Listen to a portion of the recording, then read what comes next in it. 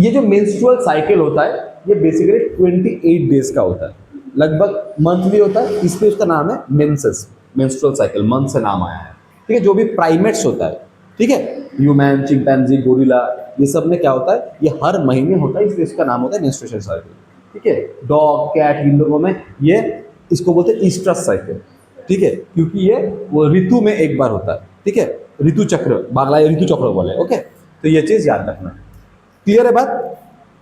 ठीक है, अब देख तो क्या हो रहा है, तो मैंने क्या बोला, मेंस्ट्रुएशन। सोच कि किसी फीमेल का, अब ये मेंस्ट्रुएशन एक साइकिल है, एक मंथली साइकिल है, उसमें जो पीरियड वाला जो फेज है, मेंस्ट्रुअल जो फेज है, वो क्या होता है, 3 से 5 दिन का होता है। ये वैरी करता है, 3 से 5 दिन का होता है। फर्स्ट 3 दिन में ब्लीडिंग बढ़िया रहेगा, बहुत ज्यादा रहेगा, उसके बाद धीरे धीरे घट जाता है। तो ये 3 से 5 दिन का फेज को क्या बोलते हैं हम लोग, मेंस्ट्रुएशन फेज या मेंस्ट्रुअल फेज बोलते हैं।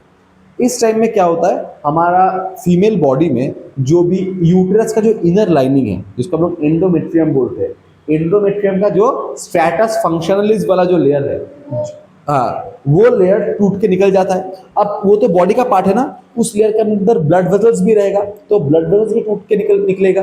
ठीक है, तो वो एंडोमेट्रियम का लेयर और blood vessels with some mucus क्या होता है, डिस्चार्ज होता है, जिसको हम लोग पीरियड्स बोलते हैं, या फिर मेंस्ट्रुएशन, मतलब मेंस्ट्रुएशन का फेज बोलते हैं, या फिर मेंस्ट्रुएशन लिक्विड बोलते हैं। ठीक है, ये कब हो रहा है, 3 से 5 दिन तक होता है। अब हमारा कहानी यहाँ पे स्टार्ट हो रहा है उस मेंस्ट्रुएशन फेज से। मतलब पकड़ ले, किसी फीमेल का 1 मई को क्या हो रहा है, उसका मेंस्ट्रुएशन फेज चल रहा है, मतलब पीरियड हो रहा है। इसका मतलब अगर मैं 1 तारीख को उसका पीरियड स्टार्ट हुआ है, ठीक है, उसके बाद 5 तारीख से उसका ब्लीडिंग होगा, 5 तारीख तक, 3 से 5 तारीख तक उसका ब्लीडिंग होगा। तो ये जो 1 तारीख को हम लोग बोलेंगे उसका मेंस्ट्रुअल मंथ स्टार्ट हुआ है। क्या हुआ है, स्टार्ट हुआ है। तो उस 1 तारीख से 5 तारीख के फेज में उसके बॉडी में क्या हो रहा है, एंडोमेट्रियम टूट के निकल रहा है विद सम ब्लड वेसल्स। ठीक है, अब क्या हो रहा है, और देख उसके बॉडी में हर एक हार्मोन अपना लोएस्ट पोजीशन में है। मतलब जो उसका देख, ईस्ट्रोजन कम में है, प्रोजेस्टेरोन कम में है, एलएच कम में है, लेकिन एफएसएच को लग रहा है भाई सारा चीज कम में है। मतलब एफएसएच एलएच का काम क्या है, वो जाके हमारा जो गोनाड्स है, मतलब फीमेल बॉडी में ओवरी, उसको स्टिमुलेट करता है कि भाई डेवलप हो, तो हार्मोन निकाल।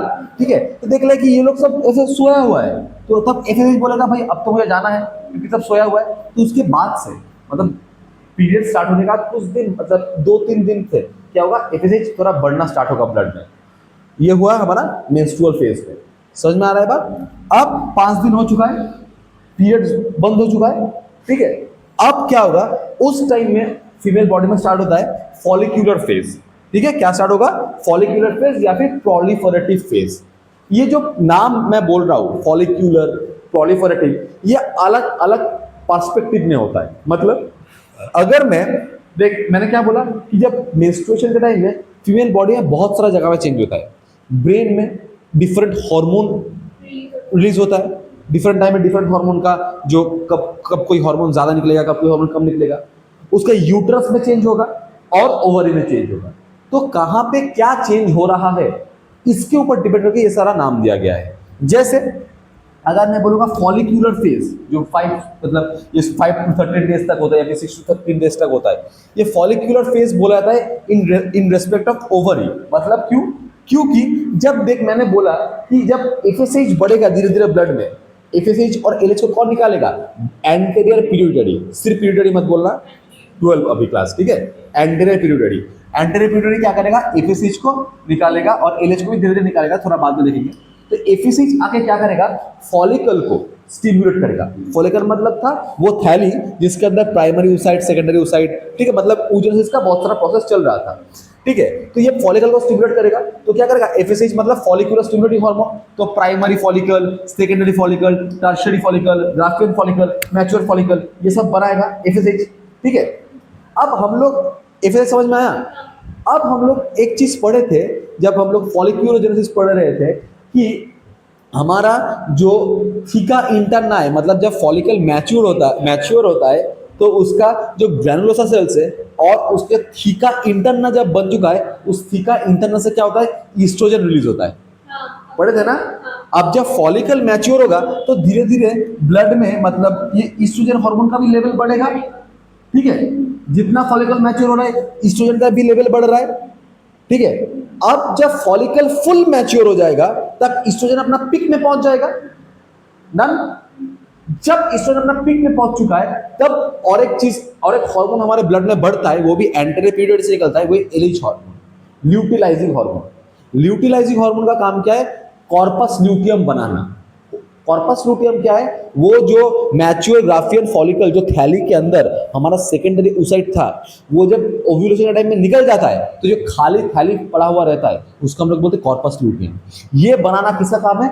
हमारा एलिच का काम है, ल्यूटिलाइजिंग हार्मोन का काम है। तो जब एलिच को समझ में आ जाएगा कि भाई ईस्ट्रोजन अपना पीक में पहुंच चुका है, इसका मतलब मैच्योर ग्राफियन फॉलिकल बन चुका है, तब वो बढ़ जाएगा ब्लड के अंदर, ठीक है। और जब वो एलिच जब ब्लड के अंदर अपना पीक पे जाएगा, इसको बोलते हैं एलिच सर्ज, तब क्या होगा? वो थैली में से थैली फूट जाएगा और उससे क्या हो जाएगा? सेकेंडरी oocyte निकल जाएगा, इसको बोलते हैं ओव्यूलेशन, ठीक है। ये कब होता है? डे 14 में होता है, 14th डे में, 14th डे में होगा। मतलब 14 डे मतलब मैंने ये स्टार्ट किया है 1 तारीख से, इसीलिए ये चल रहा है डे 14, मतलब 14 मई में शायद उसका ओव्यूलेशन होगा। अगर उसका 2 तारीख पीरियड्स होता तो 15 मई को होता है लगभग, ये चेंज हो सकता है, ठीक है। वो मैं पढ़ाऊंगा लास्ट में। इतना तक समझ में आया? ये मेंस्ट्रुअल मंथ मतलब महीने का नहीं, उसका पीरियड्स कब स्टार्ट होता है उससे हिसाब से चलता है मेंस्ट्रुअल मंथ। क्लियर हुआ है बात? तो क्या होगा अभी हमारे पास एलिच, तो जब एलिच सर्ज होगा, देख एफएसएच तो पहले ही बढ़ रहा है, क्योंकि एफएसएच का काम क्या था? हमारा ग्राफियन फॉलिकल को बनाना, primary secondary tertiary Graafian follicle बनाना, फॉलिक्यूलोजेनेसिस करना। और जब फॉलिक्यूलोजेनेसिस जब अपने पीक में पहुंच चुका है तब वो मैच्योर ग्राफियन फॉलिकल से ईस्ट्रोजन भर भर के बढ़ा, और जब पीक में पहुंचा तब एलिच जब आया ब्लड के अंदर, एंटीरियर पीरियड से जब एलिच सबसे ज्यादा निकला, जब ब्लड में सर्ज हुआ तो उसको बोलते हैं एलिच सर्ज, और उस टाइम में क्या होता है? ओव्यूलेशन होता है। कब? डे 14 के अंदर। समझ में आया बात? बोल क्लियर?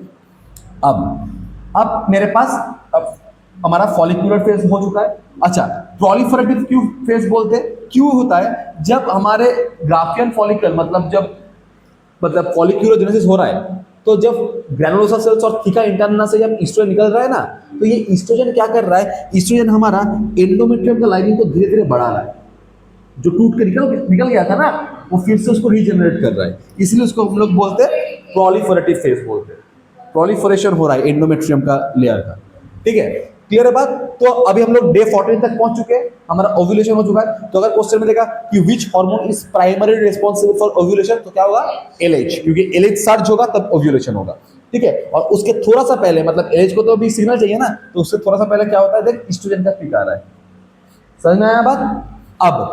अब क्या हो रहा है? अब मेरे पास कॉर्पस ओव्यूलेशन हो चुका है, मेरे पास थैली खाली हो गया, कॉर्पस लूटियम बन चुका है। ये कॉर्पस लूटियम क्या करेगा? अब ये सिक्रीशन करेगा। किसका सिक्रीशन करेगा? प्रोजेस्टेरोन का, और ईस्ट्रोजन का भी करता है, याद रखना। हाँ, वो भी थोड़ा सा ईस्ट्रोजन का सिक्रीशन करेगा। क्यों बोलते हो? क्योंकि भाई मेरा ईस्ट्रोजन कहां से निकल रहा था? थीका इंटरना से, हाँ, ग्रैनुलोसा सेल से, वो सब तो अभी मौजूद है ना, वो तो है। तो उससे क्या निकलेगा? ईस्ट्रोजन निकालेगा, ठीक है। तो कॉर्पस लूटियम यही याद रखना, प्रोजेस्टेरोन निकलता है, ईस्ट्रोजन भी निकलता है। अब एक बात बोल, अभी मेरे पास कॉर्पस लूटियम है, अभी कॉर्पस लूटियम क्या करेगा? ज्यादा से ज्यादा प्रोजेस्टेरोन निकालेगा और ईस्ट्रोजन निकालेगा। ईस्ट्रोजन और प्रोजेस्टेरोन मिलके क्या करेगा? हमारा एंडोमेट्रियम का लाइनिंग को और भी मोटा करेगा, और भी मोटा करेगा, और भी थिक करेगा। समझ में आया ना बात? और क्या होगा? और एक काम करते हैं, प्रोजेस्टेरोन क्या करता है? एंडोमेट्रियम का जो दीवार बन रहा है उसको पकड़ के रखता है ना, पकड़ के रखता है। अब ये जो हमारा कॉर्पस लूटियम है, ये 14 डे तक वेट करेगा, 14 दिन वेट करेगा। उसको लगेगा शायद स्पर्म आया है, शायद फर्टिलाइजेशन हुआ है, वेट करेगा, ठीक है।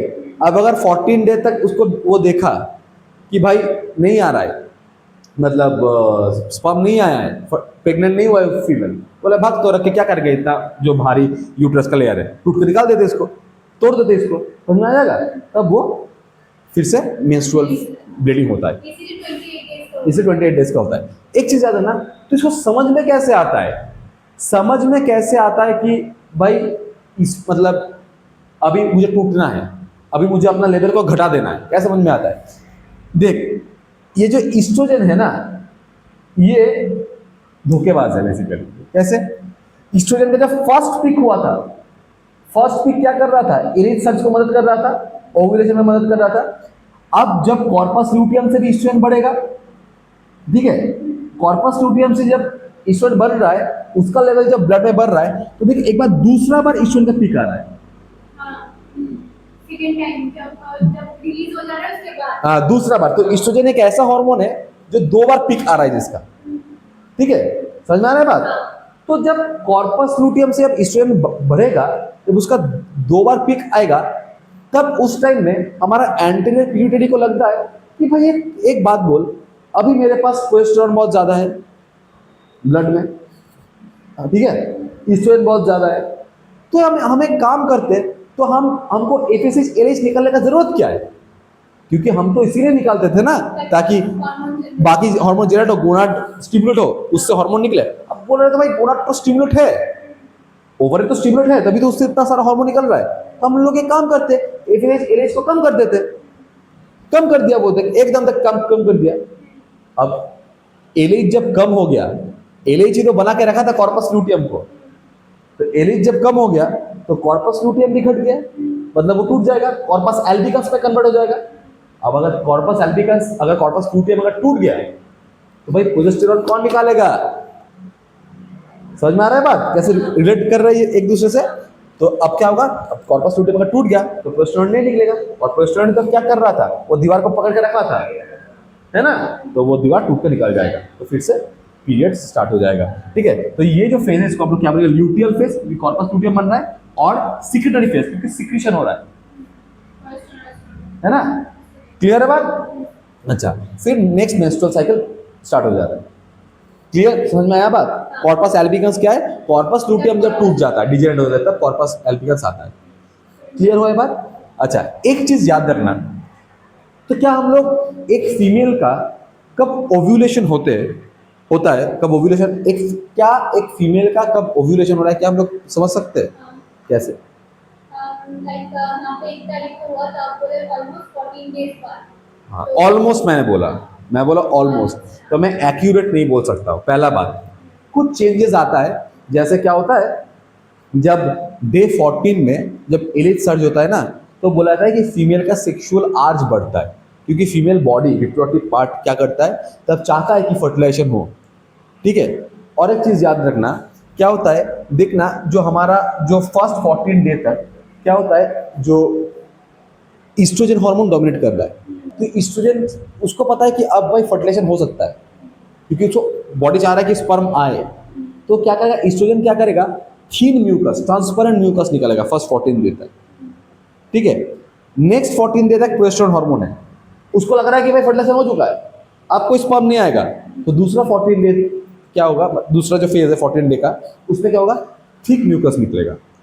तो जब मोस्ट थिन म्यूकस निकलता है, तो उस टाइम में ल्यूटियल फेज बोला जाता है कि उस टाइम में ओव्यूलेशन हो रहा है। लेकिन ये हम लोग नहीं समझ पाएंगे, क्या समझ पाएंगे किस टाइम में सबसे थिन म्यूकस, सबसे ट्रांसपेरेंट म्यूकस निकल रहा है, नहीं समझ पाएगा। तो ये मेनली समझ, मतलब ये इजी नहीं है समझना। बोला जाता है कि कुछ मतलब फ्रैक्शन ऑफ डिग्री टेम्परेचर बढ़ता है इस टाइम में, ठीक है, बॉडी का, तो ये हम लोग नॉर्मल इंसान नहीं समझ पाएंगे। लेकिन ये जो 14 डेज है, मतलब जो ल्यूटियल फेज का 14 डेज फिक्स होता है, समझ में आ रहा है बात। तो जो ल्यूटियल फेज है, ल्यूटियल फेज का 14 डे फिक्स होगा, मतलब मैं किसी फीमेल का इस महीने कब ओव्यूलेशन होगा ये हम लोग सही से नहीं बोल पाएंगे, लेकिन पिछले महीने कब ओव्यूलेशन हुआ था ये सही से बोल पाएंगे।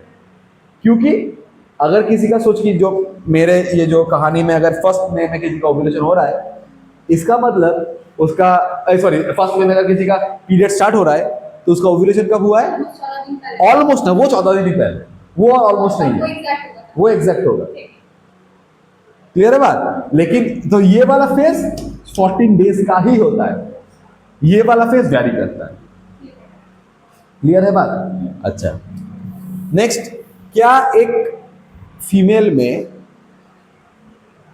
पीरियड्स, अच्छा एक चीज याद रखना, जब पीरियड स्टार्ट होता है एक फीमेल में, ठीक है, लगभग 11 से 13 साल के बीच, उससे पहले भी हो सकता है, तो उसको हम लोग क्या बोलते हैं, मेनार्क बोलते हैं, ओके। और जब पीरियड्स बंद होगा लगभग 50 ईयर्स के बाद, उसको हम लोग क्या बोलते हैं, मेनोपॉज बोलते हैं, ठीक है। अच्छा, पीरियड्स अगर बंद हो उस टाइम को बोलते हैं एमिनोरिया। एमिनोरिया, पीरियड्स नहीं हो रहा है। क्या ये एमिनोरिया सिर्फ और सिर्फ प्रेग्नेंट फीमेल का हो सकता है, उस प्रेगनेंसी के टाइम में पीरियड्स नहीं आएगा? ऐसा कोई बात नहीं है। ये सब देख, ये सब कंट्रोल कर रहा है कौन? हार्मोन। ठीक है। तो अगर हमारे बॉडी में हार्मोनल डिसबैलेंस हो तब भी पीरियड्स नहीं आ सकता है।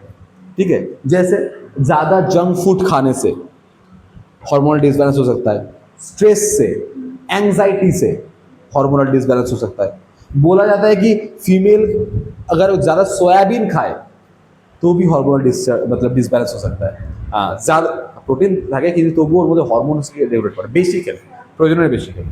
ठीक है, हार्मोनल डिसबैलेंस हो सकता है। तो इन दैट केस भी क्या हो सकता है? एमिनोरिया हो सकता है। तो इसका मतलब कभी पीरियड बंद हो रहा है, इसका मतलब ये नहीं है कि वो फीमेल प्रेग्नेंट ही है। ठीक है, बहुत सारे कारण भी हो सकता है। क्लियर है बात? एक चीज देखना, একটা জিনিস দেখবি, अभी एक दोनों चीज। अच्छा, पीसीओएस के कारण भी क्या हो सकता है? हमारा पीरियड्स बंद हो सकता है। पीसीओएस पीसीओडी के कारण भी बंद हो सकता है। पीसीओडी मतलब पॉलिसिस्टिक ओवरियन डिजीज या सिंड्रोम, वही बात है।